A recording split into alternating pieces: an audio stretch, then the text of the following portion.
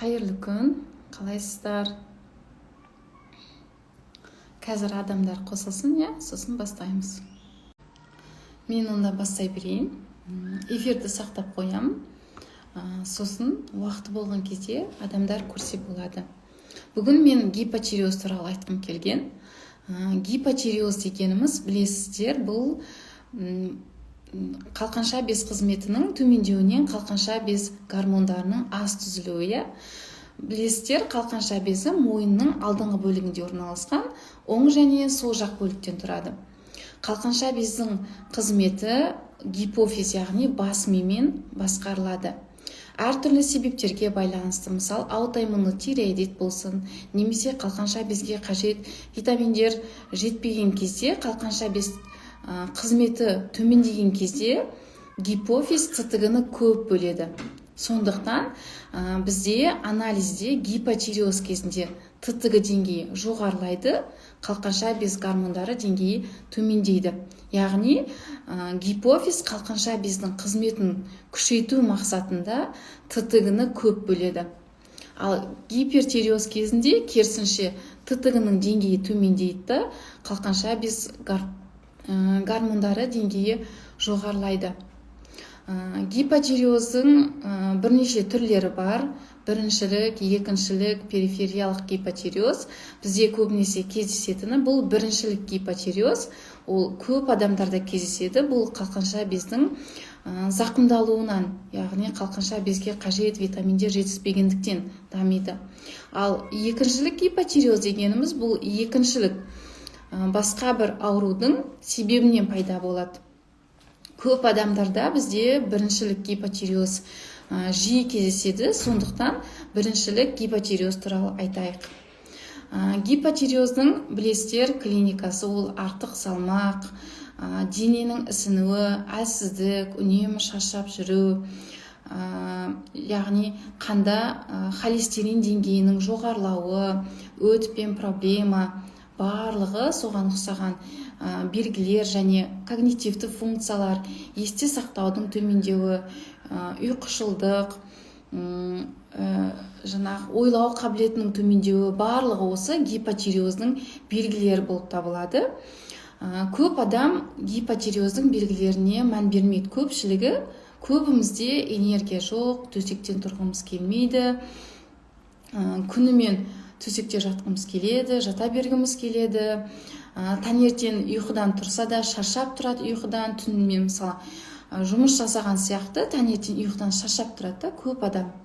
Барлығы бұл гипотиреоздың белгісі болып табылады.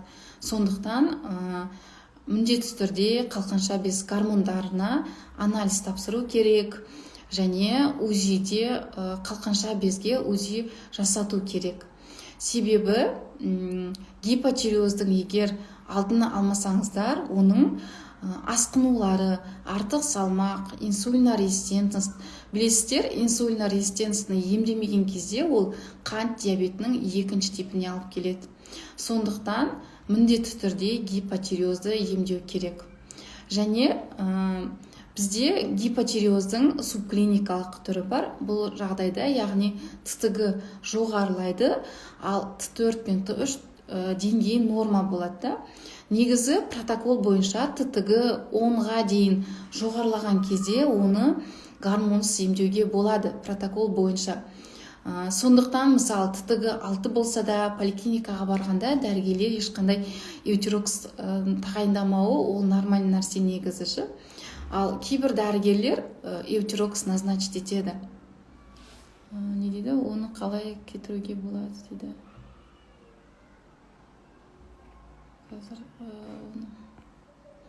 Оны қалай кетіруге болады? Гипотиреозды дейсіз ба? Эутирокстан басқа.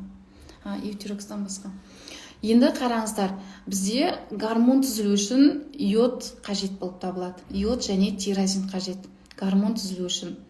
Қалқанша без қызметі төмендегенде біз бірінші қалқанша безге қажет витаминдерді толтыру керекпіз. Ол иод, тирозин және Т4-тің Т3-ке айналу үшін селен қажет, магний, витамин D, железа барлығының деңгейін толтыру керекпіз. негізі практикада гипотиреозды мысалы ттг 8-ге дейін жоғарылағанда гормонсыз емдеуге болады.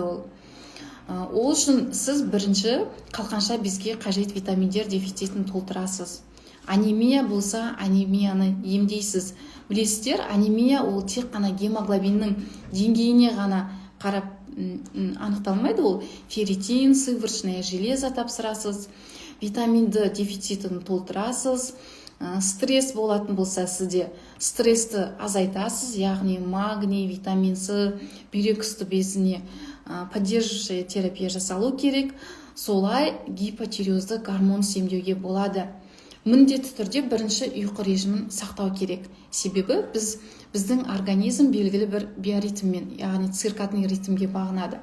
Егер сіз бүкілін істейсіз, бірақ кеш ұйықтайсыз, ол кезде де әрине ттг жоғары болады. Сондықтан бірінші ұйқы режимін сақтаудан, яғни кешкі сағат 11-де уже ұйықтау керек.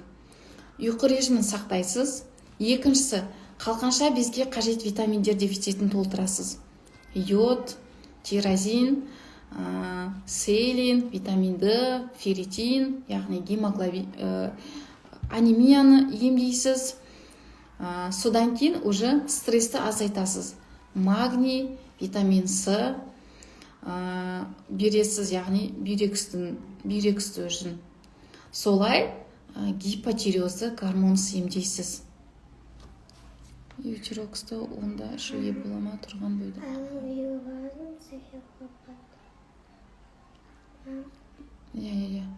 Эутироксты онда ішуге бола ма тұрған бойда дейді. Эутироксты ттг онда көру керек, 3 ай бақылап көру керек. Яғни 3 ай қалқанша безге қажет витаминдерді береміз, стрессті азайтамыз, ұйқы режимін сақтаймыз. Солай анемияңыз болса, енді анализдеріңізге қарап көру керек, дефициттерді толтырып 3 ай көру керек. Егер ондай жағдайда ттг төмендемеген болса, ол кезде уже эутирокс тағайындау керек болады. Антитипоны қалай түсіру керек, соны айтасыз ба дейді. Антитипо бұл аутоиммунды процесс болып табылады, білесіздер. Соның нәтижесінде бізде аутоиммунды процесстен антитипо жоғарылайды. Мүмкін сізде бірінші антитипоны төмендету үшін тісте кариес болса, кариесті емдеу керек. Содан кейін дұрыс тамақтануға өту керек. Себебі мысалы глютен, қант, сүт өнімдері құрамында казеин бар, олар антитипоны жоғарылатады. Сондықтан дұрыс тамақтануға өту керек. Сосын антитипоны селен төмендетеді және қабынуды, организмдегі жалпы қабынуды басатын, иммунитетті көтеретін, мысалы қара тмин қолдануға болады. Ішектің жұмысын жақсарту керек, ішекпен жұмыс жасау керек. Сол кезде антитипо деңгейі төмендейді. Практикада селен қолдану ол антитипо мен антитгінің деңгейінің төмендеуі бұл дәлелденген зерттеулер бойынша. Сондықтан осы нәрселерді істесеңіз болады. Сіз антитипоны төмендетесіз. Егер сізде антитипо 1000-нан жоғары болатын болса, ттгіңіз 10 болатын болса, онда эутирокс ішу керек. Себебі уже қалқанша безге қарсы организм атаковать етіп жатыр да, қалқанша безге қарсы антитела түзілгендіктен оның қызметі төмендеп жатыр. Сондықтан егер антитипоңыз 1000-нан жоғары болса, эутирокс қабылдау керек. Сіздің жағдайыңызда енді антитипо неше екенді сізде білмеймін.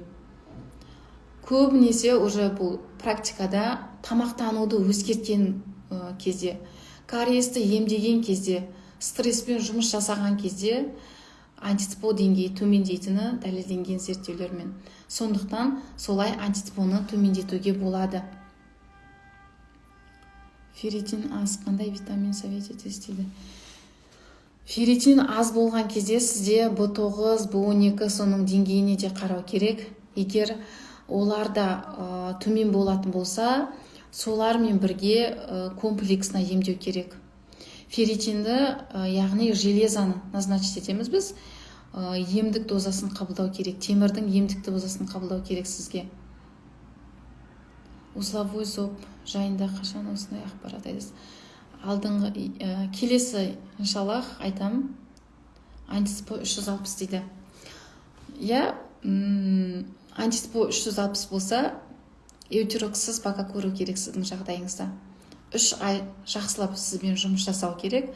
Сол кезде емдеуге болады. Осы туралы алдағы болатын БД-да мен айтатын боламын. БД-да антиспоны қалай төмендетуге болады, қалай гормонсыз емдеуге болады, барлығы туралы айтатын боламын. БД-да егер қатыссаңыздар, сіздерге күшті мүмкіндік. БД негізі бағасы да тиімді. L-тиразинді қашан ішем? Аш қарынға курс 1 ай ма дейді.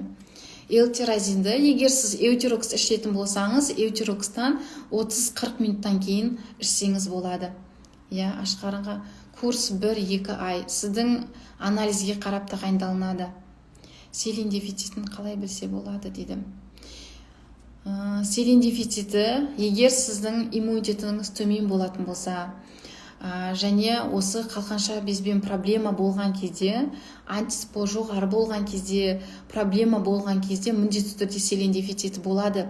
Сондықтан сіз селеннің жаңағы емдік дозасы 200 микрокилограмм, ал профилактикалық доза 100 болып табылады. Сіз профилактикалық түрде 100-дік дозасын қабылдасаңыз болады, немесе емдік түрде, егер сізде дефицит болса, 200-дік дозасын қабылдауға болады. Курс 2-3 ай.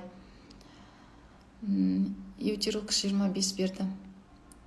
Сіз гипотиреозбен неше жылдан бері ауырасыз? Егер сіздің гипотиреозбен, егер сіз 5 жылдан уже көп уақыт ауыратын болсаңыз, онда міндетті түрде гормон назначить етілу керек. Ал 5 жылға дейін, мысалы 2 жыл ғана ауыратын болсаңыз, онда эутироксыз көруге болады. Уже эутироксты сіз ішіп бастасаңыз, оны бірден тоқтатуға болмайды. БД не ол, қалай қатысамыз дейді. Алдағы уақытта мен айтатын боламын, иншаллах БД 10 август күні басталады. Жабық телеграм каналда өтеді. Төлем жасағандар телеграм каналға тіркеймен сіздерді. Ол жерде бүкіл ақпараттар дайын. Ем схемасы берілген, гипотиреозды гормонсыз емдеу ем схемасы берілген, антиспоны қалай төмендетуге болады, ем схемасы берілген. Егер сіз гормон қабылдап жатқан кезде қандай ем қабылдау керек, барлығы осы 3 жағдайда ем схемасы берілген. Ол жерде бағасы 10.000 теңге, менімен кері байланыс болады ол жерде. Яғни сіздер БД-ға тіркелген кезде сол жердегі ақпараттарды оқып шығасыздар. Түсінбеген жерлеріңіз болса, өзіңіздің анализге байланысты түсінбеген жері болса, менен сұрасаңыздар болады. Кері байланыс менімен болады. Консультация, мысалы, көп адам консультация алғысы келеді, бірақ қымбат деп айтады, 20.000 теңге қымбат деп айтады. Егер сізде де сондай жағдай болса, БД-ға қатысуға кеңес беремін. Бағасы өте тиімді, өте көптеген ақпараттар аласыздар ол жерде. Анемияны емдеу, витамин Д дефицитін қалай толтыру керек. Мысалы, көп адам айтады, витамин Д қабылдаймын, бірақ деңгейі сонда да көтерілмейді деп. Осындай жағдайларда не істеу керек? Солар туралы жазылған БД-да. Гүлзада айтып жатыр, бұл кісі БД-ға қатысқан. БД курсы өте керемет, барлығы жік-жігімен түсіндіреді, доза барын күшті айтып береді дейді. Я, бұл кісі БД-ға қатысқан. Мелкий киста кете ма дейді. Сізде мелкий киста әрине кетеді. Қалқанша бездегі 1 сантиметрге дейінгі өзгерістер, фокальды өзгерістер деп аталады. Олар йод дефицитінен болады. Сондықтан йод дефицитін толтыру керек. Кетеді, мелкий киста кетеді. Егер 1 сантиметрге дейінгі өзел болса да, олар кетеді. Даже 1 сантиметрден үлкен өзел, мен практикамда болды, емнің нәтижесінде өзелдің көлемі кішірейген.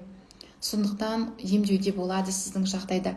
Міндетті түрде сізге БД-ға қатысу керек. Сізге күшті мүмкіндік болды.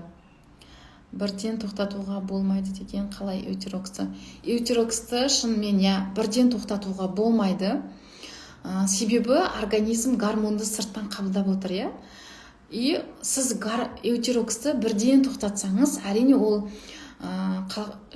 яғни организм үшін кері әсер етеді. Ол гормон организмге жетпей жатыр да. Білесіздер, қалқанша без гормондары ол бүкіл зат алмасу процесін бақылайды. Сондықтан сіз эутероксты бірден тоқтатуға болмайды сізге.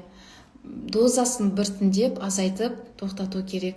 Себебі, егер сіз бірден тоқтататын болсаңыз, керісінше сіздің жағдайыңыз нашарлап кетеді. Врач 3 ай ішдеді эутероксты, болды, ішіп болдым. Қазір қабылдамаймын. Ол резко тоқтату болып есептеле ме? Рахмет дейді. Сіз қандай доза қабылдадыңыз? Егер 25-тік дозаны қабылдадыңыз, 3 ай іштіңіз, гормондар деңгейі нормаға келсе, ол резко тоқтату емес, ол нормально. Егер сіз 50-75-тік дозаны бірден тоқтатсаңыз, ол уже болмайды. Йод қабылдауды және даже аид кезінде де тоқтатпау керек дейді. Сол дұрыс па дейді. Аид кезінде йод қабылдасаңыз, антитипоның деңгейі жоғарылайды. Сондықтан егер антитипо 500-ден 1000-нан жоғары болса, бұл жағдайда йод қабылдауға мен кеңес бермеймін. Егер оған дейін 500-ге дейін антитипо жоғарылаған болса, йод қабылдауға болады. Себебі 500-ден 1000-нан жоғары антитипо ол қалқанша без қызметін төмендете береді. Сондықтан сондай уақытта йод қабылдауды уақытша тоқтату керек. Мамама киста үлкен 6 дейді, не істеуге болады дейді. Киста үлкен 6 сантиметр дей ма киста? Түсінбедім. 6 сантиметр киста дей ма? Жидкий йод қанша ішу керек? Айт, менің диагнозым дейді. Жидкий йодты, айхербтың йодыны 4-5 капля ішсеңіз болады. Немесе 3 каплядан бастау керек. Профилактикалық дозадан 3 каплядан бастау керек. 6 сантиметр дейді. Киста 6 сантиметр. Киста қандай екен? Оның түріне де байланысты ғой. Кейбір кисталар өздігінен кетеді. Қандай киста деп айтты сіздің мамаңызға? Түріне де байланысты оның. Негізі киста болуы бұл йод дефицитіне байда болады. Йод дефицитін көрсетеді киста болуы. Сіз БД-ға қатыссаңызшы, сол жерде керемет күшті ақпараттар бар. Ол жерде БД-да мен бірінші қалқанша бездің анатомиясына тоқталдым, гормондар түзілуіне тоқталдым, және яғни еміне тоқталдым, дефициттерге тоқталдым, магний дефициті, бүйрек үсті безінің жұмысын қалай жақсартуға болады, стресс кезінде не істеуге болады, мен барлығы туралы жаздым БД-да. Сіз қатыссаңыз болады БД-ға. Менің диагнозым дейді.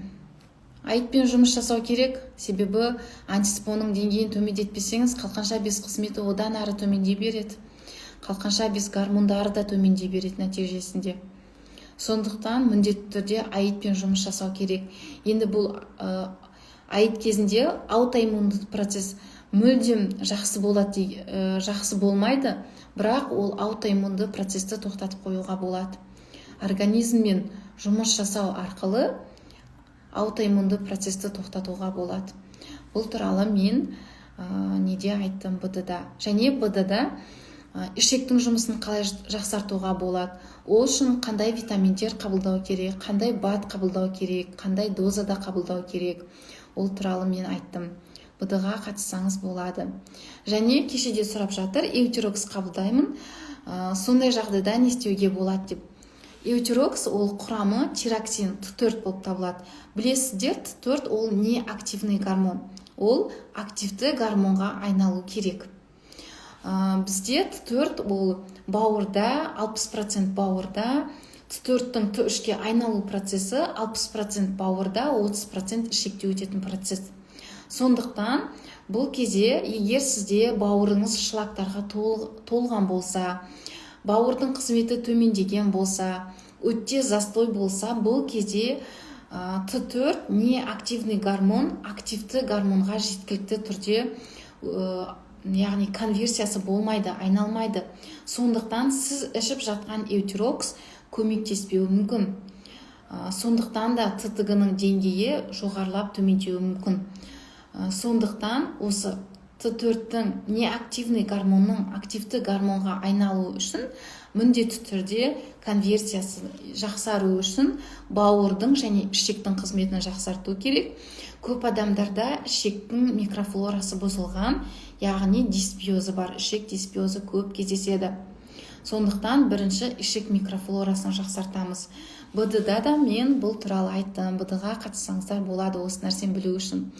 БД-ға тек қана гипотиреозбен ауыратын адамдар емес, гипотиреоздың алдын алу мақсатында да қатыссаңыз болады. Себебі қазіргі көп адамдар, мысалы, гипотиреоздың клиникасы сақталады, ТТГ, свободный Т4-Т3-ке анализ тапсырған кезде, анализде гормондардың деңгейі норма болады, бірақ гипотиреоз клиникасы сақталады. Бұл жағдайда бұл дегеніміз перифериялық гипотиреоз деп аталады, яғни Т4-тің Т3-ке конверсиясының бұзылуы болып табылады. Оның бұзылуына алып келетін себептер инфекция, стресс, витаминдер дефициті, барлығы сол Т4-тің Т3-ке конверсиясының бұзылуына алып келеді.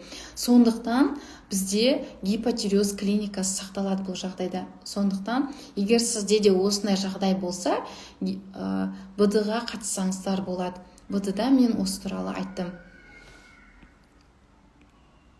БД қанша тұрады дейді. БД бағасы 10 000 теңге, менімен кері байланыс болады. Өте күшті мүмкіндік. Даже БД-да өткенде БД-ға қатысып жатқан кісілер айтып жатыр, мен өткенде Аида Мұхтаровнаның марафонына қатыстым дейді. Сол жердегі ақпараттарды айтып жатсыз ғой дейді. И ол кісінің мысалы 70 000 теңгелік курстарында сондай ақпарат дейді. БД-да мен мысалы қазір көп біледі, жаңағы эутирокстың орнына турецкий препараттар бар ғой, тирамел, тирабон деген препараттар бар. Сол туралы да мен БД-да айттым.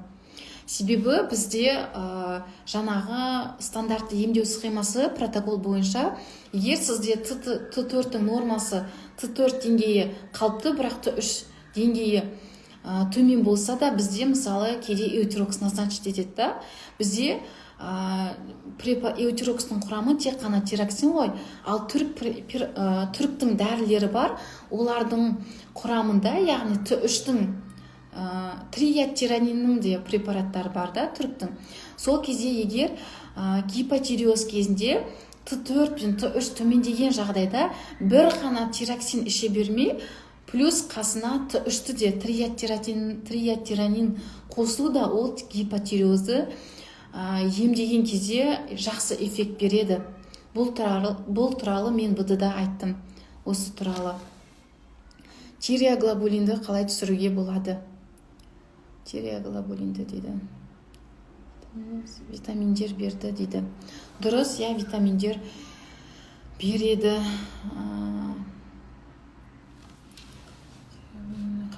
БД-ға қатыссаңыз, осы қалқанша бізге қажет витаминдер туралы мен сол жерде айтатын болдым. Айттым сол жерде барлығының. Сізден де БД аламын бұйырса дейді. Иншаллах, 10 күні басталады. Өткізіп алмаңыздар. Себебі менде білесіздер, сентябрьда уже оқу басталады. Сондықтан кері байланыспен мен сентябрьда БД жасаймын ба, жасамаймын ба белгісіз.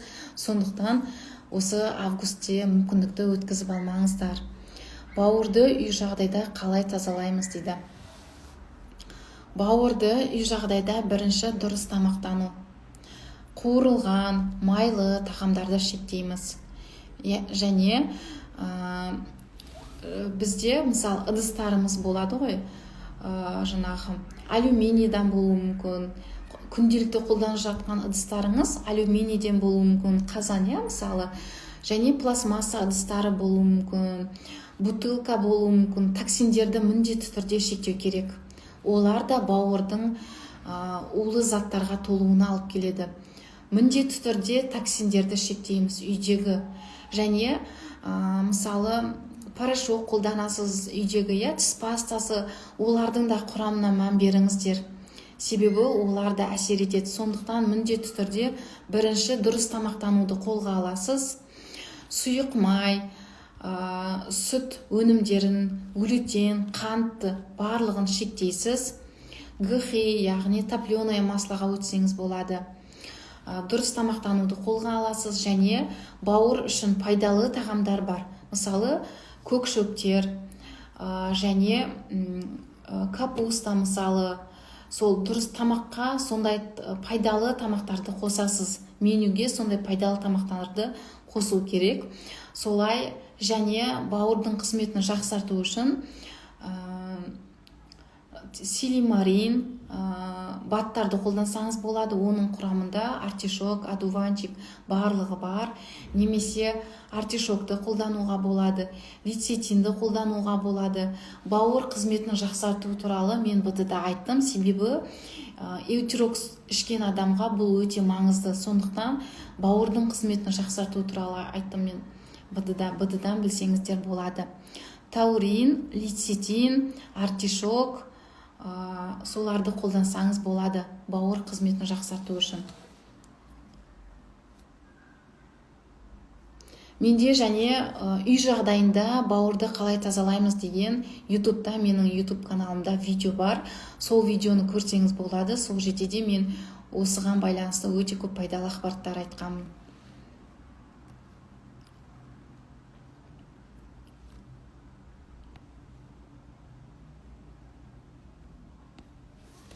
Тағы қандай сұрақтарыңыз бар? БД-ға тіркелуге мен кеңес беремін. Ол өте күшті. Ол жердегі ақпараттар, білесіздер, мен осы уақытқа дейінгі алған білімдерімнің барлығымен мен сол жерде бөлістім. Спокойно алып қолдануға болады. Ол жердегі баттарды, дәрілерді спокойно алып қолдансаңыз болады. Және қалқанша бездің қызметін жақсарту үшін пептид тироген қолдануға да болады. Пептид тироген ол қалқанша бездің клеткаларын қалпына келтіреді. Егер сіз эутирокс қабылдасаңыз, плюс пептид тироген қабылдауға болады. Бірақ ол кезде эутирокстың дозасын азайту керек. Себебі передоз болып, ТТГ одан да төмен болып кетуі мүмкін. Сондықтан ол кезде эутирокс дозасын төмендету керек болады. Пептид тироген өте күшті, жақсы көмектеседі ол да.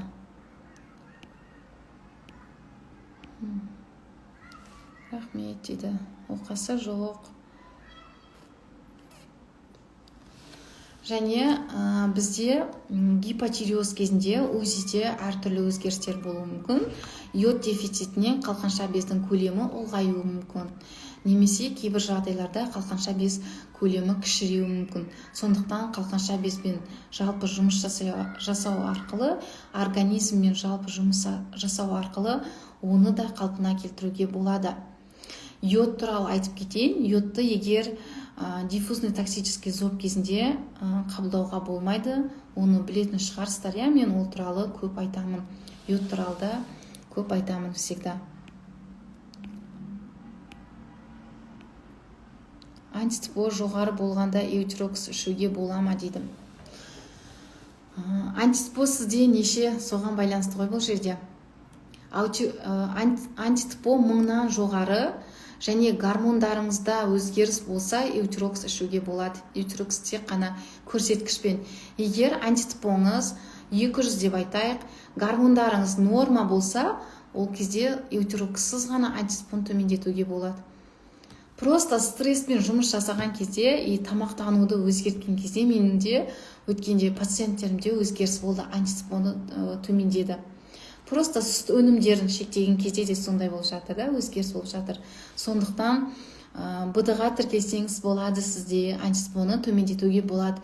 Өкінішке орай поликлиникаға барғанда көбі антитипоны айтады, көп врачтар айтады, пациент консультацияға келген пациенттер айтады, антитипоны төмендете алмайсыз, ол сол күйі қалады деп айтып жатады да. Негізі антитипоны төмендетуге болады. БД-да мен сол туралы айттым. Сол қолым соңғы кезде ұйып қалама, зат нәрсе ұстай алмай. қалам тамырларым сезіп ауырады, сосын сәлден соң басылады, неліктен болуы мүмкін дейді. Қолдың ұюы бұл көбінесе B12 витамин дефицитінде де болады. Ол ұюға жаңағы оның негізі бірнеше себептері бар. Себептерін қарастыру керек. Ең жиі кездесетін бұл B12 дефициті. B12-ге анализ тапсырып көріңіз. Менде 800-ден жоғары дейді. Егер антитипіңіз 800-ден жоғары болса, ТТГ-іңіз жоғары, ТТГ-іңіз мысалы 10 деп айтайық, ол кезде уже эутерокс назначить ету керек. 800-ден жоғары дейді. Егер гормондарыңыз норма болса, сізде антитипіңіз жоғары, бірақ гормондарыңыз норма болса, ол кезде жалпы организммен жұмыс жасап көру керек. 3 ай көру керек, бақылап. Осы 3 ай кезінде егер антитипінің деңгейі төмен демесе, сол кезде ғана эутерокс. Егер антитипінің деңгейі төмендесе, ол кезде қажет жоқ. Негізі 3 айда анализден жалпы организммен жұмыс жасағаннан кейін өзгеріс көбінде болады. Сондықтан ол антитипі төмендемейді деп ойламаңыздар. Антитипіні төмендетуге болады. БД-ға қатыссаңыз болады. Сол жерде мен антитипіні төмендету жолдарымен бөлістім. Дайын ақпарат ол жерде тіркелесіз де оқи бересіз. Және анализдер тапсырып, анализ түсінбеген жерлеріңіз болса, уже менен сұрасаңыздар болады. Кері байланыс болады ол жерде БД-да. Ең жаман ауру қайсы дейді ма? Аит ма или гипертиреоз? Ең жаман жақсы ауру жоқ шығар, бірақ гипотиреозға қарағанда гипертиреоз ол қиын. Себебі аит кезінде ол бірінші аит басталған кезде организм бізде гипертиреоз болуы мүмкін. Гипертиреоздан кейін ол белгілі бір уақыттан кейін гипотиреозға ауысады. Аит толық емделе. Аит толық емделеді деп айта алмаймын, бірақ аутоиммунды процесті тоқтатып қоюға болады. Организммен жұмыс жасау арқылы аутоиммунды процесті тоқтатуға болады. Просто мынандайда гипертиреоз кезінде қалқанша без гормондары жоғары болады ғой. Қалқанша без гормондары жоғары болған кезде бүкіл организмге улы токсикалық әсер етеді. Жүрек кеңейіп кетеді, всегда тахикардия болады. Сондықтан гипертиреоз ол қиынырақ гипотиреозға қарағанда. Гипотиреозды емдеуге болады. Гипертиреозды да емдеуге болады, просто ол гипотиреозға қарағанда қиынырақ. ТТГ 2/12 қалай дейді? ТТГ-ның деңгейіне байланысты айтатын болсам, ТТГ-ның референс бойынша, мысалы сіз анализ тапсырдыңыз, сол жерде лабораториялық референс бойынша 0,4 пен 4-тің арасында деп жазылған. Бірақ бізде қалқанша без гормондары зат алмасуға қатысады. Яғни зат алмасуға, энергия алмасуына қатысады. Мысалы 20 жастағы адамда зат алмасуымен 20 жастағы адамдағы зат алмасуымен 50 жастағы адамдағы зат алмасу екеуі екі түрлі. Мысалы 20 жастағы қызда зат алмасу күшті болу керек, ол бала көтереді, ана болады. Сондықтан бұл жағдайда ТТГ 1,5-2 болғаны дұрыс. 20-30 жас аралығында.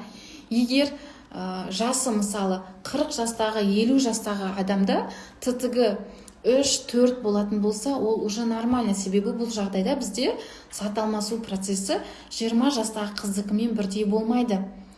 Сондықтан ол жасқа байланысты да ТТГ-ның деңгейі өзгереді.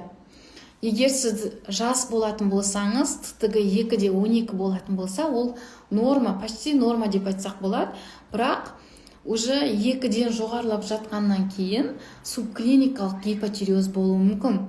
Сондықтан анемияңыз болса, емдеңіз, дефициттеріңізді толтырыңыз, қалқанша бізге қажет витаминдерді ішу керек. Сондықтан сәлемесіз бе, қалқанша бездің көлемі не себепті үлкейеді? Көлемі үлкен болса, операция жасату қаншалықты дұрыс дейді. Қалқанша бездің көлемі йод дефицитінен қалқанша бездің көлемі ұлғайып кетеді. Егер қалқанша без көлемі өте қатты ұлғайған болса, сіздің жалпы жағдайыңызға кері әсер ететін болса, мысалы, жүрген кезде немесе тыныштықта отырған кезде ентігу болатын болса, қатты тамақты жей алмайтын болсаңыз, мысалы, сіздің жалпы жағдайыңызға кері әсер ететін болса, ол кезде үлкен щитовидканы оны уже удалить ету керек. Себебі сіздің жалпы жағдайыңызға кері әсерін еткізіп тұр. Кері әсер беріп тұрғандықтан ол кезде операция жасалады бұл кезде. Сондықтан ондай жағдайға алып келмеу керек. Йод дефицитін уже басында йод дефицитін толтыру керек, жалпы организммен жұмыс жасау керек. Себебі қалқанша безге операция жасалғаннан кейін өмір бойы уже эутирокс қабылдау керек болады. 50 жасқа уже өмір бойы эутирокс қабылдау деген бұл адамға қиын, қиын деп айтсақ болады. Ол өмір бойы гормонды сырттан алу керек болады. Себебі бізде гормонды өндіретін қалқанша без жоқ болғандықтан. Міндетті түрде, сондықтан ондай жағдайға алып келмеңіздер. Мен білесіздер, ауруханада жүрем, сол кезде өте көп кездеседі. Үлкен түйіні бар адамдар, қалқанша без үлкен болған операцияға көрсеткішпен жататындар өте көп. Сондықтан міндетті түрде қалқанша безге жылына бір рет УЗИ жасату керек. Оны егер қалқанша безге қажет витаминдер болса, олардың дефицитін толтыру керек. Қалқанша без, білесіздер, біздің ең керек организм үшін ең қажет орган болып табылады. Сондықтан міндетті түрде, сондықтан мен всегда айтам, қалқанша безге гормондарына жылына бір рет анализ тапсырыңыздар деп айтам. Және УЗИге түсіріңіздер деп міндетті түрде айтам. Практикада көргеннен кейін даже жас қыздарға қалқанша безге операция жасағандарын көрген кезде уже көңілім түседі ана жерде. Ассалаумалейкум, балама УЗИ жасадық, бірақ қорқатын ештеңе жоқ деді. Бірақ запыран құсып, үлкен дәреті майлы, көпірік, тәттіге ғана тәбет бар, басқаны қинап беремін, қандай кеңес айтасыз? Сіздің балаңызбен жақсылап жұмыс жасау керек. Мүмкін УЗИде дискинезия желчевыводящих путей деп жазған шығар, мүмкін ДЖВП деді ма, УЗИде жақсылап қарау керек. Мүмкін перегиб желчного пузыря болуы мүмкін. Қазір балаларда бұл ДЖВП өте жиі кездеседі. Сондықтан балаңызбен жақсылап жұмыс жасау керек, гастроэнтерологқа қаралу керек. Үлкен дәреті майлы, көпірік дейді. Сізге капрограмма жасау керек. Капрограммада уже ұйқы безі ферменттерінің дефициті бар жоқтығын білуге болады, және өт туралы да уже білуге болады. Сондықтан капрограмма міндетті түрде тапсыру керек. Балаңызбен жақсылап жұмыс жасау керек, себебі тәбеті жоқ дейсіз ба? Дефициттері де болуы мүмкін, анемиясы болуы мүмкін балаңыз. Жақсы бір интегративті педиатрмен жұмыс жасау керек сізге. Ол сізге мысалы емханада бәрі нормально деп айта салуы мүмкін, бірақ ол ондай емес. Обычно мысалы емханада да гемоглобині 100 болса, еш нәрсе назначить етпей, мысалы жібере салады да, бір гемоглобинге қарай салады. Сондықтан дефициттерін анықтаңыз. Анемия болған кезде де баланың осындай тамаққа тәбеті болмайды. Ферритин, сыворочное железо, B9, B12 витаминдерге анализ тапсырыңыз, жалпы қан анализін тапсырыңыз, капрограмма міндетті түрде тапсырыңыз. Солай баламен жұмыс жасау керек, себебі витаминдер дефициті жетпеген кезде де уже баланың физиологиялық дамуына да әсер етеді, баланың бойының өсуіне, дамуына әсер етеді. Сондықтан міндетті түрде сізге педиатрмен жұмыс жасауға кеңес беремін сізге. Өте толған деп қаласас беріп жүрмін дейді. Бір ғана ол көмектеспейді ғой. Жалпы жұмыс жасау керек сіздің балаңызбен. Өттің бөлінуін жақсарту керек, лецитин беруге болады, анализдер тапсырып, дефициттерді толтыру керек, капрограмма тапсыру керек. Бір ғана қаласас бір сол проблеманы шешпейді. Міндетті түрде жалпы организммен жұмыс жасаңыз, ондай болмайды. себебі тәттіге ғана тәбет бар дес. Қазір қант диабеті бірінші типі балаларда өте жиі кездеседі. Мен өзім сол ауруханада қант диабетімен ауырып жатқан балаларды көріп, уже өзім ойлана бастадым ғой, менің балаларым не жеп жатыр, не жеп жүр, уақытылы ұйықтап жүр ма деп. Себебі көбіне айтсаң, мысалы сенбейді да көбі, бірақ өте көп қант диабетінің бірінші типі күннен күнге артып келе жатыр балалардашы. Сондықтан витаминдер дефицитін толтырыңыз міндетті түрде. Ішектің жұмысын жақсарту керек, ішекпен жұмыс жасау керек. Ішек микрофлорасы бұзылысы бар сіздің балаңызда. Себебі білесіздер, иммунитеттің 70-80% бізде ішекке байланысты. Сондықтан мысалы баланың иммунитеті төмендеген кезде, бала бір қатты стресс болса, балада бірнәрсе қатты қорқып қалса, немесе бір организм қатты стресс, немесе сондай уақытта бір инфекциямен ауырса, сол да қант диабетінің бірінші типіне алып келіп жатыр да. Даже мысалы болады, баланың иммунитеті төмен, ішегімен проблема, бала мысалы обычно құлап түсті, травма алды, 1-2 айдан кейін балада қант диабеті бірінші типі анықталып жатыр. Сондықтан сіздің балаңызбен жақсылап жұмыс жасау керек. Тиреотоксикоз емделеді ма? Консультация алсам, жалпы емдеуге болады ма? Көмектесе аласыз ба дейді. Тиреотоксикоз емі білесіздер, тиразол, енді ЧСС-тің өзгеруіне байланысты тағы басқа препараттар тағайындалады. Және басқа қалқынша бізге қажет витаминдер тағайындауға болады, дефициттерді толтыруға болады. Тиреотоксикозды да емдеуге болады.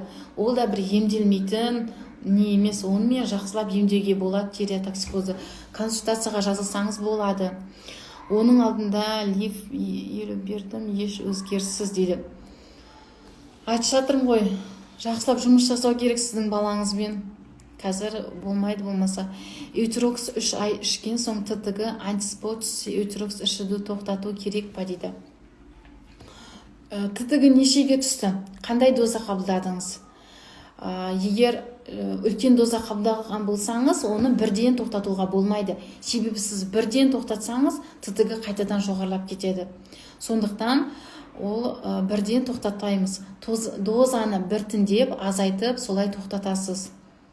Себебі көбі айтады, ТТГ-ні эутероксты тоқтатам, ТТГ қайтадан жоғарылап кетеді деп. Және гипотиреоздың емі тек қана эутерокс қана емес, ол организммен жалпы жұмыс жасау керек. Мысалы сізде ТТГ 6-7 болу керек та, ол кезде уже эутерокссыз ғана емдеуге болады бұл жағдайда. Конфет, печенье, вафли бәрін бермейтін болдым дейді. Дұрыс, бермеңіз, эутероксты бір ішет, бір ішпейді, зобы бар, әсер етемі? Ол болмайды, бір ішет, бір ішпейді деген, ол әсері дұрыс болмайды ол. Себебі ол эутерокс қалқанша без гормоны ғой. Ол қалқанша без гормон организмге жетпей жатыр да.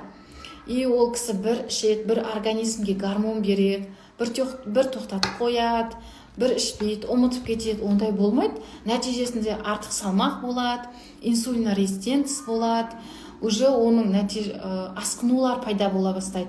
Өтпен проблема болады, қанда холестерин деңгейі жоғарылайды. Бұл да жаңағы гипотиреоздың осложнениясы деп айтсақ болады. Сондықтан оны жақсылап гипотиреозды емдеу керек. Бір ішіп, бір ішпеу ондай болмайды. Энергия болмайды организмде, сосын анемия болады. Білесіздер, гипотиреозды емдемегеннің өзінде ол да анемияға алып келеді. Программа тапсырғанбыз дейді. Жақсы, тапсырғанбыз. Енді не деді? Шынымен магазинге барсаң, не аларыңды білмейсің дейді. Пайдалы дым жоқ қой магазиндерде. Өкінішке орай сондай. Магазинде тұрған әрбір тағамның құрамында қант бар.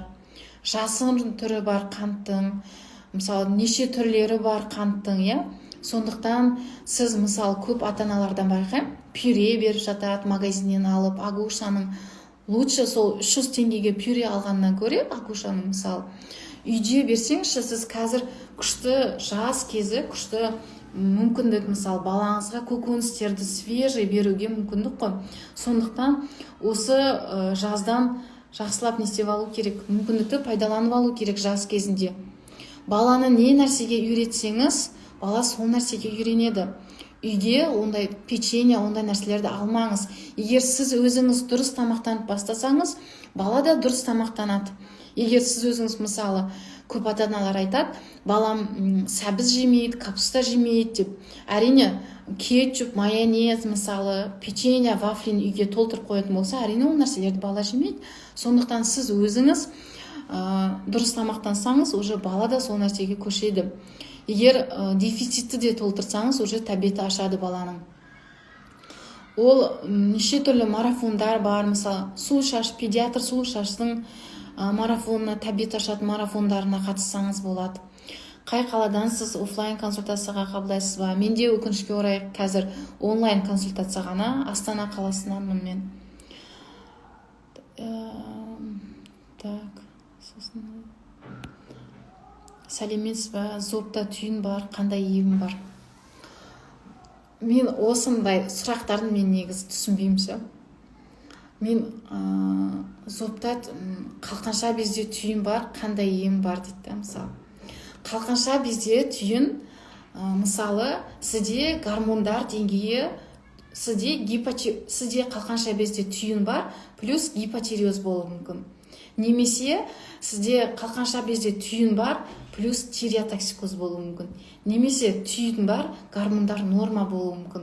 Сізде мен қандай жағдай екенін білмеймін да. Сондықтан ол бір нәрсемен олай не істемейді. Маған эутирокс берді, бірақ ішіп жатқан жоқпын. Неге ішіп жатқан жоқсыз? Гормондарыңыз көп айтады да, гормон ішсем семіріп кетем дейді. Егер сізге эутирокс көрсеткішпен тағайындалған болса, әрине 8-ден жоғары болса, ол кезде ішу керек, қалқанша безге қажет витаминдерді беру керек. Егер сізде ТТГ-іңіз 6 болып эутирокс тағайындаған болса, ол кезде уже гормонсыз емдеуге болады. Бұл туралы БД-да мен толығырақ айттым. БД-ға алда, иншаллах, 10 август күні БД басталады. Сол уақытта уже сол кезде тіркелсеңіз болады БД-ға, гормонсыз емдеуге болады гипотиреозды.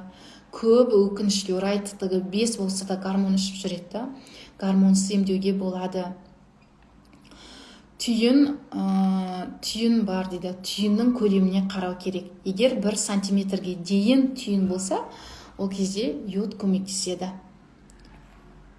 Мороженое мен арбузды таңдап қоямыз. Арбузды таңдаймыз, шүкір дейді. Таңдап қоямыз дейді. Жібересіз бе, сұлу шаш дедіңіз бе дейді.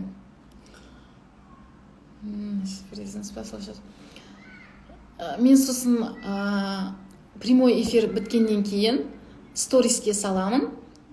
Ол врачты белгілеймін, педиатр сұлу шашты. Сол кісінің, білмеймін, алда болама марафондары. Сол кісінің парақшасына тіркеліп, көрсеңіз болады, тіркеліп, сол жерде ол кісі сіздің балаңызбен ішекпен жұмыс жасау керек, өтіппен жұмыс жасау керек, бауырмен жұмыс жасау керек, тамақтануды өзгерту керек. Сол кісінің күшті марафондары бар. Как раз педиатр дәрігер, сол кісінің марафондарына қатыссаңыз болады. Рахмет, солай. Таңдап қоямыз, дұрыс. Бірақ арбузды да жеуге болады, енді прям көп жеуге болмайды, білесіздер, оның құрамында қант, фруктоза бар, оның құрамында да фруктоза көбірек. Алла разы болсын дейді, сізден де разы болсын. Иншаллах, 10 август күні БД-ға тіркелу басталады. Сол кезде БД-ға тіркелсеңіздер болады. Өте көп ақпараттар аласыз. Гипотиреозды гормонсыз емдеу. Мысалы, мына жерде айтып жатыр, эутирокс ішкім келмейді деп. Эутирокс ішкіңіз келмесе, онда қалқанша безге қажет витаминдер дефицитін толтырып, солай гипотиреозды емдеуге болады. БД-ға қатыссаңыздар болады. Өте көп ақпараттар бар ол жерде. Бір ғана гипотиреоз емес, инсулинорезистентность, қант диабеті туралы, дұрыс тамақтану туралы да мен ол жерде тоқталдым. Себебі өткенде бір кісі жазып жатыр да, врачқа барып, мен баламда қант диабетінің белгілері болды.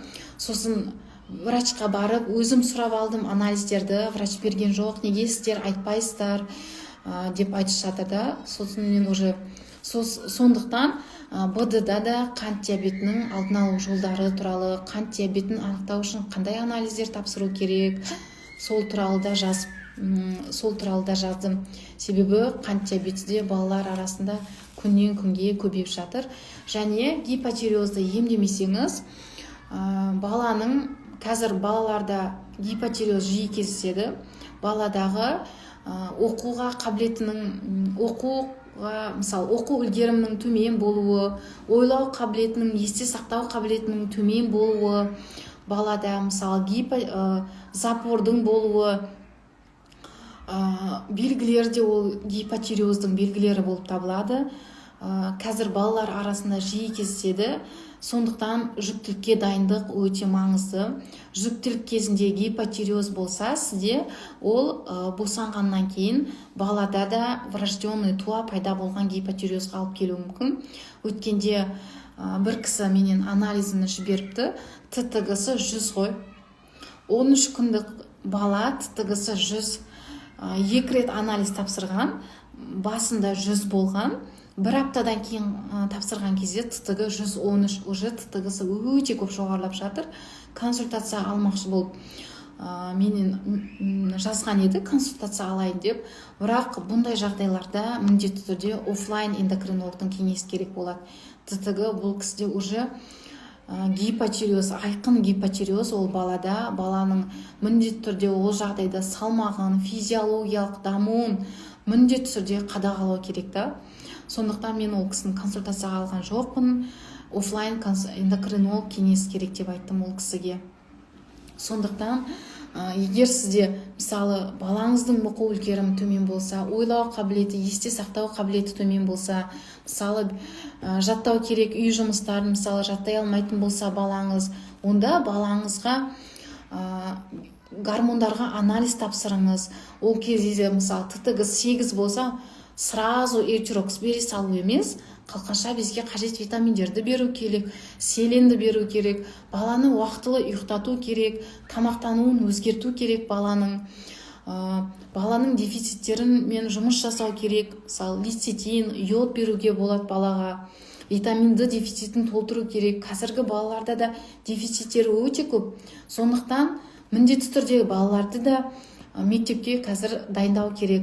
Мектепке дайындық деген мектеп формасымен ғана шектелу емес, баланың денсаулығын да мектепке дайындау керек. Себебі ол да бір нагрузка, ол оқу басталғаны мысалы, бала үшін ол да нагрузка, организм үшін дефициттерді толтыру керек міндетті түрде. Сондықтан балаңызға жалпы қан анализі, қарапайым жалпы қан анализін тапсырыңыз. Сол кезде уже темір жетіспеушілігі, Б тобы витаминдер жетіспеушілігін анықтауға болады. Және мысалы эозинофилдерге қарап құрт бар жоқтығын анықтауға болады. Витамин Д-ға анализ тапсыру керек балаға. Және балада, қазіргі балаларда өтпен проблема өте көп. УЗИ-де мысалы баланың өткенде танысымда 13 жастағы қызында мысалы өтте тас бар уже. Балаларда өтте тас бар. Өте қоюланған балалардікі қазіргі. Сондықтан мектепке баланы жақсылап дайындау керек. Жалпы организмін, денсаулығын жақсарту арқылы дайындасаңыздар болады. Мынау кісі сұрақ қойыпты. Аллергияда болды деді. Қазір бір минут. Осы 3-4 айда скарлатина, ветрянка болып, иммунитет төмен болып кетті. Әрине, айтып жатырмын ғой, сіз уже баланың нәжісі сұйық деп айтып жатсыз. Уже балада ішектің микрофлорасы бұзылған, иммунитеті төмен баланың. Бұндай кезде балада жиі ауыратын болады. Кеңес аламын ба дейді. Енді ол кісінің сұрап көріңіз, енді өзімен жақсылап емдеу керек сіздің балаңызды. Ол кісіде күшті педиатр деп айтам. Нелері, отзывтары, ол кісіден алған нелері күшті, емделгендер. Сондықтан алсаңыз болады, консультация алсаңыз болады. Аллергияда болды. Аллергияда болады. Мынандай ғой, біз глютен, қант, дұрыс тамақтанбаған кезде ішектің қабырғаларында саңылаулар пайда болады. Былайша айтқанда, ішек қабырғаларында тесік пайда болады да. Тесік пайда болған кезде уже бактерия, вирус, яғни организмге улы заттар қанға өтіп кетеді. Қанға өткеннен кейін ол терідегі әртүрлі өзгерістер мен теріде аллергия сияқты бөртпелер болуы мүмкін, экзема болуы мүмкін.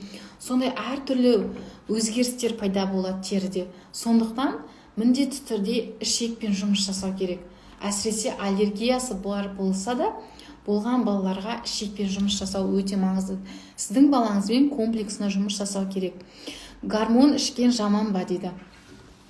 Осы сұрақты маған өткенде TikToktан да қойыпты да. Гормон туралы интернеттен оқыдым. Оның жаңағы ішкен жаман, гормон жаман екен. Сондықтан гормон ішпеңіздер. Гормонды ішпедім, тастап кеттім деп сөйтіп айтып жатыр да бір кісі өткенде. Егер сізге қалқанша без гормоны, қалқанша без қызметі төмен, қалқанша безге төмен болғандықтан, қалқанша без қызметі төмен болғандықтан гормон аз бөлінеді да. Ал гормон деген ол қалқанша без гормондары бүкіл зат алмасу процеске, сіздің теріңіздің әдемі болуы, сіздің бала көтеруіңіз, менструальды цикл, бүкіл организмге, энергияңызға барлығына әсер етеді осы қалқанша без гормондары. Сондықтан егер көрсеткіш болса, әрине гормонды ішкен дұрыс. Мен гормон ішпеңдер деп айтпаймын. Егер ТТГ 100 болатын болса, әрине ол кезде міндетті түрде гормон ішу керек. ТТГ 10-нан жоғары болса, гормон ішу керек ол кезде. Бірақ тек қана гормон ішіп қана қоймай, қалқанша безге қажет витаминдерді беру керек, жалпы организммен жұмыс жасау керек. Ол ішкен гормонда, организмге түскен гормонда жұмыс жасау үшін бауырдың, ішектің қызметін жақсарту керек. Солай сіз эутерокстың да қызметін жақсарта аласыз. Әйтпесе гормон мүлдем ішпесеңіз, керісінше сіздің жағдайыңыз нашарлай береді. Көп адам жазып жатыр маған, менде пролактин жоғары, бала көтере алмай жатырмын, неше жылдан бері бала көтере алмай жатырмын деп. Көбі білмейді, гипотиреозды емдемеген кезде ол да бесплодияға алып келеді. Выкидыш болатын болса, міндетті түрде қалқанша без гормондарына анализ тапсыру керек. Гипотиреоз кезінде қалқанша без гормондары дефицитінен жүктілікті сақтау мүмкін болмайды уже. Мен таныстарым бар, даже без жүктіліктің 30-шы аптасында уже баласынан айырылып қалған балаларда адамдар, таныстарымдар бар, гипотиреоздың әсерінен. Сондықтан ол гормон ішкен жаман ба деп, гормон ішу керек, ол көрсеткіш болса, міндетті түрде ішу керек.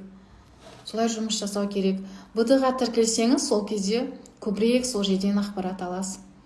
Гормон қандай зияны бар дейді. Гормон қандай зиян бар? Егер гормонды передоз болатын болса, үлкен дозада қабылдайтын болса, ол кезде керісінше гипертиреозға, медикаментозный гипертиреозға алып келеді. Сондықтан гормонды көрсеткішпен өзіңізге сай дозамен қабылдау керек.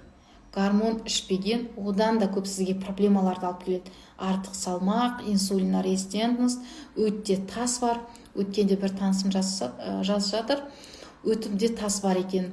Қатты қиналып жүрдім. Менде гипотиреоз бар екендігін осы жақында ғана білдім деп. Әрине сіз гипотиреозды емдемесеңіз, өтте тас пайда болады. Өт қоюланады. Себебі гормон жетпеген кезде бүкіл организмде зат алмасу процесс баяулайды ғой. И жаңағы өттің бөлінуі де баяулайды. Сол кезде өт тұрақты түрде бөлінбеген кезде ол өт қабында тұрып, сол жерде тас пайда болуына алып келеді. Сондықтан даже зерттеулермен гипотиреозбен өт тас ауруының байланысы бар екені зерттеулермен де дәлелденген. Міндетті түрде сондықтан гипотиреозды емдеу керек. Селенцин қанша жастан бастап берсе болады дейді. Селенді балаларға беруге болады, көрсеткішпен беру керек. Егер енді балада дефицит болса, міндетті түрде беру керек. Ол жасына байланысты шектеудің қажеті жоқ оны. егер 1 жастағы балада гипотиреоз болса, әрине селендің ол айхөрпта сұйық түрлері де бар. Немесе мысалы 5-6 жастағы балаларға таблеткадағы түрін беруге болады. Селен актив деген сияқты, селен форте. Ол жерде әрине дозалары 65-70-тік доза ол жерде беруге болады. Ол жасқа сай беруге болмайды деген нәрсе жоқ. Ол жерде дефицит болса міндетті түрде беру керек. Йод пен селенді қанша капля ішуге болады дейді. Профилактикалық дозасы йодтікі, енді профилактикасылық дозасы йодтікі 3 капля негізі 150 микрокилограмм, бірақ эутерокс кезінде одан да көп үлкен дозаны қабылдауға болады. Дозасын біртіндеп жоғарылатып отыру керек. Селеннің емдік дозасы 200 микрокилограмм. Ол сіз мысалы капля түрінде емес, айхөрпта бар селендің өзі 200-дік дозасы бар, 100-дік дозасы бар. 100-дік дозадан 2 капсуладан қабылдауға болады, немесе 200-дік дозадан 1 капсула қабылдауға болады. Ол емдік курс 2-3 ай. БД-ға қатысыңыз, БД-да сіз қандай фирманың селенді ішем, қанша уақыт ішу керек, қандай доза қабылдау керек деп ойланып отырмайсыз. Ол жерде бүкіл айхөрптағы жақсы фирмалардың дозасы, емдеу профилактикалық доза, емдік доза, жаңағы курс неше уақыт ішу керек, барлығы БД-да жазылған. БД-ға қатыссаңыз көп ақпарат аласыз.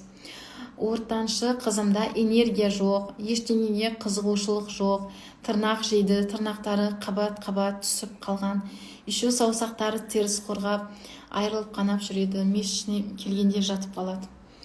Вот сіздің балаңызда дефицит қой. Міндетті түрде жалпы қан анализін тапсырыңыз, анемияға тапсырыңыз. Ферритин, сывороточное железо, Б тобы витаминдерге анализ тапсырыңыз. Міндетті түрде қызыңызда дефициттік жағдай, сіздің қызыңызда. Так, өте керемет түсіндіреді екенсіз. Асықпай бәрін түсіндіріп, рахмет, Алла разы болсын дейді. Рахмет, пайдалы болғанына өте қуаныштымын. Бұл мен бірінші рет жасап отырмын осындай эфир. Сондықтан аздап қобалжу бар. Айтатын сөзімді кейде ұмытып қалатыным бар. Осы қобалжығандан. Сондықтан енді осындай эфирлер көбірек жасап тұруға тырысам енді үйрену үшін. Месячный келгенде жатып қалады дейді. Содан кейін месячныймен де проблема, ол магний дефициті кезінде де, месячный кезінде қатты ауырсыну болады. Магний берсеңіз болады қызыңызға. Магнийдің килограммға 10 миллиграммды есептеп береді. Магний берсеңіз болады қызыңызға. Айхөрптан магнийдің түрлерін магний цитрат алсаңыз болады, немесе магнийдің басқа түрлері бар, жидкий түрлері бар, немесе аптекада магний премиум 1/6 алып берсеңіз болады балаңызға. Сіздің қызыңызбен жақсылап жұмыс жасау керек, анализдер тапсыру керек сіздің қызыңызға. Энергия жоқ дейді. Қараңызшы, егер сіздің қызыңызда, скорее всего, железодефицитная анемия. Егер сіз анемияны емдемесеңіз, ол гипотиреозға алып келеді. Себебі темір фермент тиреопероксидаза, яғни қалқанша без гормондары түзілу үшін қажет тиреопероксидаза ферменттің құрамына кіреді темір. Егер темір дефицит болса, осы тиреопероксидазаның қызметі төмендеуінен бізде қалқанша без гормондары жеткілікті түрде бөлінбейді. Нәтижесінде гипотиреоз дамиды. Сондықтан көп адамдар болады, көп адамдар мысалы анемияны ұзақ уақыт емдей алмайды и басқа анализдер тапсырған кезде гипотиреоз анықталып жатады. Сондықтан анемия мен гипотиреоз екеуі бір-бірімен байланысты.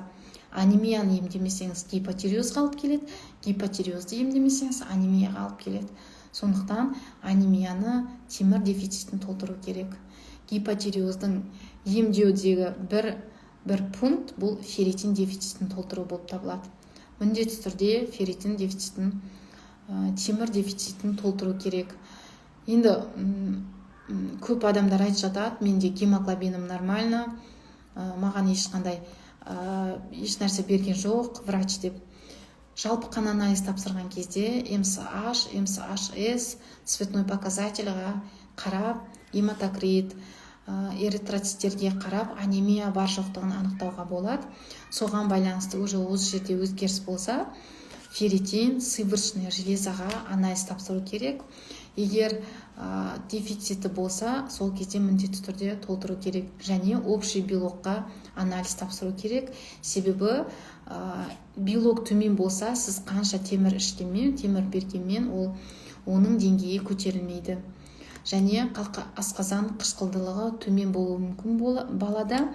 Асқазан қышқылдылығының төмендеуіне бізге алып келетін факторлар ол тез тайым болатын фастфуд, соларды көп жеу, тамақты 30-40 рет шайнау керек. Тамақтың әрбір бөлігін егер солай шайнамайтын болса бала, ол кезде де асқазан қышқылдылығының төмендеуіне алып келеді. Және тамақпен бірге газированный напиткалар ішу, чай, кофе, тамақпен бірге ішу, ол асқазан қышқылдылығының төмендеуіне алып келеді. Сондықтан анемияны емдеген кезде асқазан қышқылдылығын жоғарылату керек, белок дефицитін толтыру керек, ферритин, сывороточное железо, B9, B12-ні анализ тапсыру керек. Себебі темірмен қатар В тобы витаминдер дефициті жиі кездеседі, және витамин С-ны бірге беру керек. Витамин С темірдің тотығуының алдын алады. Солай анемиямен комплексно жұмыс жасау керек, және тамақтануды өзгерту керек. Солай жұмыс жасай аласыз анемиямен. Давайте көп шығыңызшы прямой эфирге дейді. Иншаллах, магний мен витамин С беріп бастадым дейді. Дұрыс беріп бастағаныңыз. Анализ сізге жіберсем болады ма дейді. Енді қандай анализ жібересіз маған? Гормондарыма или общий анализ крови ма? Негізі маған көп адам осындай анализдерін жібереді да, барлығының мынандайда, ол бір анализді көрдің, бұл соған байланысты ем бере салу деген нәрсе емес та. Ол анализге байланысты тағы қосымша анализ тапсыру керек болады. Оған барлығын түсіндіру керек болады. Ол қанша уақытты алатын нәрсе да. Күнделікті көп анализ жазады да, мысалы анализден жіберіп жатады да. Барлығына мен үлгермеймін, себебі менде де консультацияларым бар, жазып жатқан басқа проекттерім бар. Сондықтан консультацияға жазылсаңыз болады. Егер организммен жақсылап жұмыс жасаймын десеңіз, ол кезде консультацияға жазылсаңыз, консультацияда жеке сіздің организміңізмен жұмыс жасаймын. Доктор гемоглобин 120, ферритин, В тобы дефицит дейді. Цветной показатель қандай сізде? Цветной показатель төмен болуы мүмкін, бұл жерде еще МСH, МСHS деген көрсеткіштер төмендеу немесе жоғарылауы мүмкін. Бұл кезде мүмкін сізде общий белок та төмен болуы мүмкін. Эритроциттердің деңгейі қалай, жоғары ма немесе норма ма? Соларды көру керек. Бір көп ойлайды да, бір дәрін ішсем болды, жақсы болып кетем деген. Ондай нәрсе жоқ та бұл жерде ше.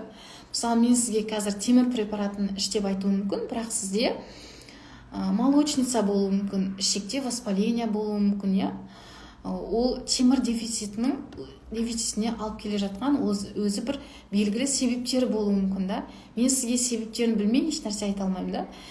Ішекте воспаление болған кезде В тобы, мысалы ферритинді, темір препараттарын қабылдауға болмайды. Ол үшін организмді жақсылап соған дайындау керек, асқазан қышқылдылығын көтеру керек, общий белок деңгейін көтеру керек.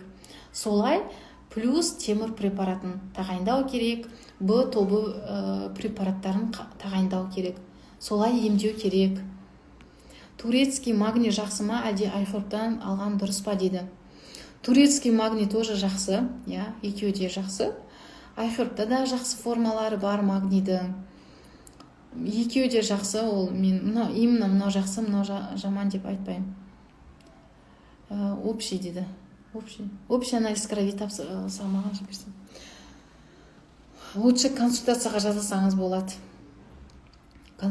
Немесе БД-ға қосылсаңыз, БД-да мен жалпы қан анализін талдап көрсеттім. сол жерде анемияның емін де мен жаздым. Соған байланысты сол жерден қарап ем қабылдасаңыз болады, БД-ға қосылсаңыз болады. Бірақ БД-да көбінесе енді ол ересек адамдарға, балаларға көп тоқталған жоқпын БД-да. Себебі мен енді өзім терапевт маманымын, педиатрия бойынша менде көп опыт жоқ, біріншіден. Бірақ балалар және ересектердің эндокринолог дәрігері болғандықтан мен балаларға, балада егер гипотиреоз болса, мен оның барлығын емдемеймін. Консультация бағасы да балада гипотиреоз болса, ол кезде арзан. Мен ол кезде керек ем схемасын берем. Егер ішек пен бауырмен жұмыс жасау керек болса, тағы басқа проблемалар болса, мен ол кезде жаңағы неге педиатрға қаралу керектігін айтам. Ол кезде витамин Д дейді, витамин Д деңгейі, витамин Д, не витамин Д, жіберсем бола ма дейсіз ба? Витамин Д. Менде гемоглобин 120, ферритин 36, темір төмен дейді. Темір төмен, ферритин төмен, ферритин минимум 50 болу керек қой. Вот сол кезде сіз минимум 50 болу керек, солай емдеу керек. Темір, БТБ витаминдерін назначить етуге болады, жалпы организммен жұмыс жасау керек. Доктор, инсулин жоғары болса, глюкофажды қанша уақыт ішу керек дейді. Инсулин жоғары болса, инсулина резистенция болса, бірінші дұрыс тамақтануды қолға алу керек. Тәттіге құмарлық болса, хром дефицитін толтыру керек. Күнделікті 10 000 шақ жүру керек. Витамин Д дефицитін толтыру керек. Себебі витамин Д дефицитінен көп адамдарда қант диабеті пайда болу қаупі жоғары болады. Сондықтан витамин Д дефицитін толтыру керек. Инсулин деңгейін төмендететін берберин қабылдасаңыз болады, псилиум қабылдасаңыз болады, глюкофаж. Мен енді сіздің инсулин неше екендігін білмеймін. Глюкофажды дозасына қарай 500-дік дозама 1 рет немесе 2 рет кешке, таңертең немесе кешке тағайындалуы мүмкін. Инсулин 17 болып тұр, жасым 22-де, бала көтере алмай жүрмін, не істесем болады дейді. Бала көтере алмай жүрмін, не істесем болады дейсіз ба? Гипотиреозға анализ тапсырдыңыз ба? Қалқанша без гормондарына. Қалқанша без гормондары дефициті жоқ па? Анемия, витамин Д дефицитін көру керек, соларды көріп, солар бойынша жұмыс жасау керек. Инсулин деңгейін төмендету керек. Енді сізде мынау инсулин 17 деген ол екі көрсеткіш бар да. Артындағы өлшеу бірлігі қандай екендігін сіз жазбайсыз, мен білмеймін қазір. Кейбір өлшеу бірліктерімен 24-ке дейін инсулин, ал кейбір өлшеу бірліктерімен 8-ге дейін болады да. Егер 8-ге дейін болса, сізде инсулина резистентность. Инсулина резистентность кезінде де бала көтере алмаушылық болады. Себебі бұл қант, ол яғни бізде сол бесплодияға да алып келетін бір себеп болып табылады. Бұл да инсулина резистентность. Организммен жұмыс жасау керек сізге. Инсулин 24-ке дейін дейсіз ба? Онда нормально ғой сізде. Онда сіз бала көтере алмай жүрмін деген, ол кезде басқа себеп сізде. Себебін емдеу керек. Норма деген не дейді? Норма деген сол референс бойынша қарайсыз ғой. Референс бойынша қарайсыз. 17 болса, уже ол норма болып есептеледі сізде. 17 дегеніміз уже норма. Сізде бұл бала көтере алмауға себеп бұл емес, сізде басқа себеп. Дефициттеріңізді толтырыңыз міндетті түрде. Менде де бір кісі болды. Көп жылдан бері бала көтере алмай жүр екен. И дефициттерін толтырды, жалпы организммен жұмыс жасады. Сонымен бала көтерді. Сондықтан жұмыс жасау керек сіздің организміңізбен. Жақсылап жұмыс жасау керек организммен. Сол кезде бала көтеру мүмкіндігі. Енді оның да бала көтере алмаудың да бірнеше себептері бар. Нақты сізде қандай себеп екендігін мен білмеймін. Организміңізбен жалпы жұмыс жасау керек, нелерді, анализдер барлығын тапсыру керек. инсулинар резистенция туралы да мен БД-да бөлістім. БД-ға тіркелсеңіздер болады. Иншаллах 10 август күні басталады БД-ға тіркелу. Дәрігермен, яғни менімен кері байланыс бар. Бағасы 10.000 теңге. Сіздерге күшті мүмкіндік деп айтам. Себебі кейбір кісілер консультацияға мүмкіндік жоқ деп жатады. Енді әрине сол үшін организммен жұмыс жасау үшін, организм жағдайын жақсарту үшін әрекет ету керек. Ол 10.000 теңге қымбат деп ойламаймын. Себебі ол жерде өте көп ақпараттар бар. Сол жерге ақпараттарды оқып, пайдаланып, сіз гипотиреозды емдей аласыз. Антитипоны төмендете аласыз. Қалқанша безге қажет витаминдерді толтыра аласыз ол жерге қарап. Анемияны емдей аласыз. Инсулинар резистенцияны тоже емдеуге болады сол жерге қарап. Сондықтан ол барлығына қолжетімді баға. Тем более менімен кері байланыс болғандықтан күшті мүмкіндікті жіберіп алмаңыздар. Сентябрь айында мен жасаймын ба, менімен бірге кері байланыспен БД пока белгісіз. Сондықтан осы мүмкіндікті жіберіп алмаңыздар. Барлығы жабық телеграм каналда, барлық ақпараттар сол жерде сақталған. Доступ вечно, кез келген уақытта оны пайдалана аласыз. Мен ол жабық каналды, иншаллах келешекте оны каналды мен әрі қарай жүргізу уақытым болған кезде каналға пайдалы ақпараттар салып отырам, пайдалы ақпараттармен бөлісіп отырам. Алла қаласа сол жерде мен балалардағы гипотиреоз туралы ақпаратпен бөліскім келіп тұр. Себебі соңғы кездері баласында гипотиреоз, антитипо, жоғары аутоиммундық тиреоидитпен жазып жатқан аналар өте көп. Сондықтан мен ол жерге балалардағы гипотиреоз туралы да ақпарат саламын. Балаларда гипотиреоздың алдын алу үшін қандай витаминдер ішу керек? Ол кезде мысалы гипотиреоздың белгілері қандай?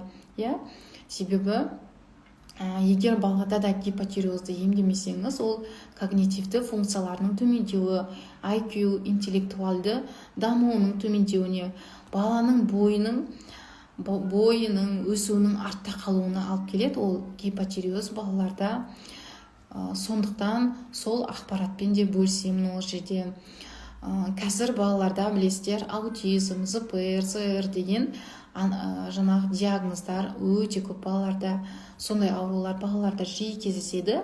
Себебі біз жүктілік кезінде қалқанша безге қажет витаминдерді толтырмаймыз, организмге қажет витаминдер дефицитін толтырмаймыз, анемияны емдемейміз, жүктілікке дайындық жоқ көбімізге. Соның әсерінен балада сондай аурулар дамып жатыр. Әрине қалқанша без гормондары ол үшін баланың дамуы үшін өте маңызды. Жүктілік кезінде әсіресе қалқанша без гормондары ол баланың миының дамуына әсер етеді. Баланың физиологиялық дамуына, бойының өсуіне әсер етеді. Сондықтан егер балаңыздың бойы қысқа болса, есте сақтау қабілеті, ойлау қабілеті, оқуға қызығушылығы болмаса, міндетті түрде балаңызға да анализдер тапсырыңыз, алдын алыңыз. Себебі өсуші организм болғандықтан оған қажет витаминдер дефицитін толтырып отыру керек балаға. Жылына бір рет балаңызға өзіңіз профилактикалық түрде жалпы қан анализін тапсыртып баланың бойын, салмағын өлшету, дефициттер, мысалы витаминдіға анализ тапсырып чекап өту өте маңызды. Әсіресе қазіргі заманда, ол бұрынғы заман емес. Бізде өстік, олар өседі. Қазір бойы өспесе сосын өседі деген нәрсе жоқ ондай. Өткенде бір кісі менен консультация алды. Баласы неше жаста еді? Ұмытып қалдым уже. Баласы үлкендеу, баланың бойы қысқа екен. Сол туралы енді баланың бойын қысқа енді. Бұл низкорослостау эндокринологиялық ауруларға жатады. Сондықтан консультацияға жазылды. И айтады, бұл ол кісінің баласында уже зона роста жабық. Яғни сол қолын рентгенге түсіреді. Бізде зона ростан анықтау үшін сол қолды рентгенге түсіреді. Сол кезде егер ол жерде зона роста жабық болса, балаға қанша витамин берсеңіз де баланың бойы өспейді ол кезде, зона роста жабылып қалған кезде.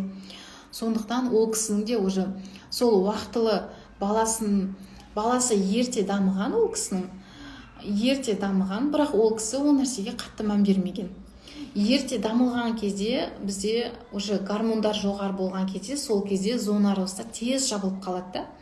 Уже ол кезде біз баланың бойын өсіре алмаймыз. И балада зона роста жабық, ол кісі енді әрекет етіп жатыр, уже ешқандай қанша витамин, неше түрлі турецкий қазір мода болып жатыр ғой. Бір витамин, ұмытып қалдым, аргивит па, аты не еді, ұмытып қалдым. Сонда беріп жатырмын, баланың бойы өсе ма деп сөйтіп сұрап жатыр да. Уже ол кісіде баланың бойы өкінішке орай өспейді ол кісіде. Сондықтан сол нәрселерге мән беру керек. Қашан не дедіңіз, түсінбедім қалдым мен. Ары қарай жалғастырып беремін. Гормон норма, но врач Эутерокс жазып берді, ішуге қорқып жүрмін дейді. Гормон норма. Гормоныңыз норма болса, неге врач Эутерокс жазып берді? Мүмкін түсінбедім мен. Гормон норма деген неше?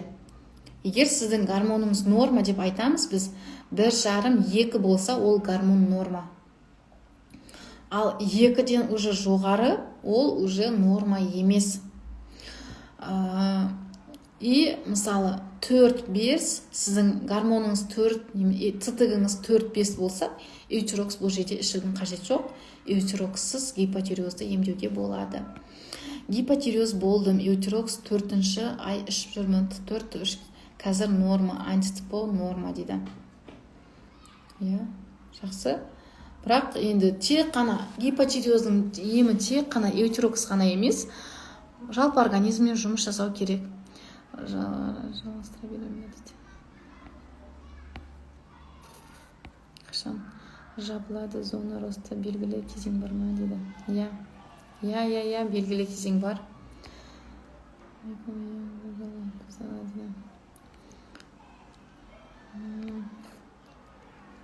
Бір жарым сағат болыпты ғой үшін. Мен зона роста туралы алдағы уақытта бөлісетін боламын. Осылай эфир ұйымдастырамын. Низкорослость, высокорослость деген енді низкорослостьқа, яғни бала бойының өсуінің артта қалу бойынша эфир жасаймын, иншаллах. Сол кезде ол туралы толығырақ айтатын боламын. 1,5 сағат уақыт болыпты ғой. Жарайды, жақсы онда, мен қызым жылаған соң, анда мен күтіп отырған шығар, қызым жылап қалған. Сондықтан мен эфирден шығайын, уже 1,5 сағат болыпты. Рахмет эфирге кіргендеріңізге, тыңдағандарыңыз үшін рахмет. Сіздерге де рахмет айтамын. Пайдалы болса, пайдалы болғанына өте қуаныштымын. Жақсы, сохранить етемін эфирді.